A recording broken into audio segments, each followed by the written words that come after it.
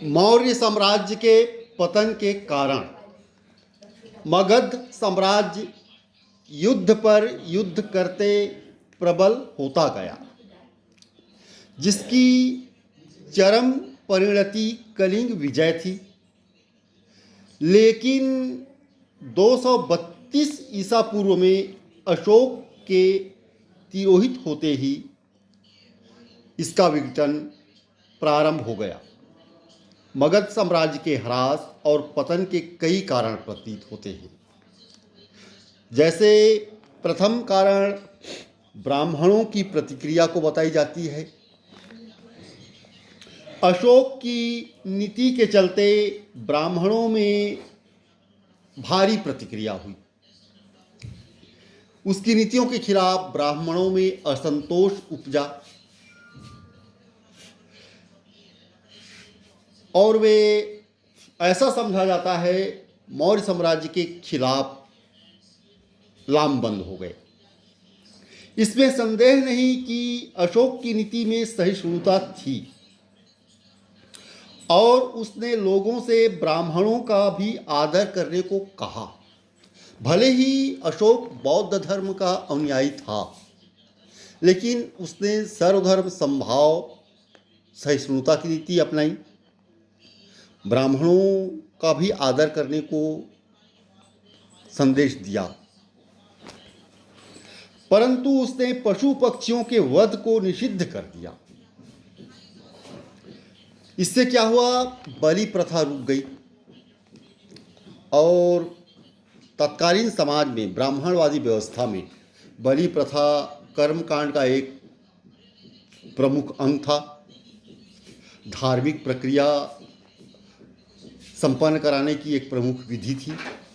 इससे भी ऐसा समझा जाता है कि असंतोष पैदा हुआ। उसने महिलाओं में प्रचलित कर्मकांडी अनुष्ठानों की खिल्ली भी उड़ाई। इसे ब्राह्मणवादी व्यवस्था पर एक चोट के रूप में देखा गया। स्वभावतः इससे ब्राह्मणों की आय घटी। बौद्ध धर्म के और अशोक के यज्ञ विरोधी रूप से ब्राह्मणों को भारी हानि हुई, क्योंकि नाना प्रकार के यज्ञों में मिलने वाली दान दक्षिणा पर ही वे उनका जीवन यापन चलता था। अतः अशोक की नीति भले ही सहनशील हो, ब्राह्मणों में उसके प्रति विद्वेष की भावना जगने लगी। वे वास्तव में ऐसी नीति चाहते थे जो उनके पक्ष में हो और तत्कालीन हितों और विशेषाधिकारों का समर्थन करे। मौर्य साम्राज्य के खंडहर पर खड़े हुए कुछ नए राज्यों के शासक ब्राह्मण हुए। मध्य प्रदेश में और उससे पूरब मौर्य साम्राज्य के अवशेषों पर शासन करने वाले शुंग और कर्ण ब्राह्मण थे। इसी प्रकार पश्चिमी दक्कन और आंध्र में चिरस्थायी राज्य स्थापित करने वाले सातवाहन भी अपने को ब्राह्मण मानते थे। इन ब्राह्मण राजाओं ने वैदिक यज्ञ किए, जिनकी अशोक ने उपेक्षा की थी।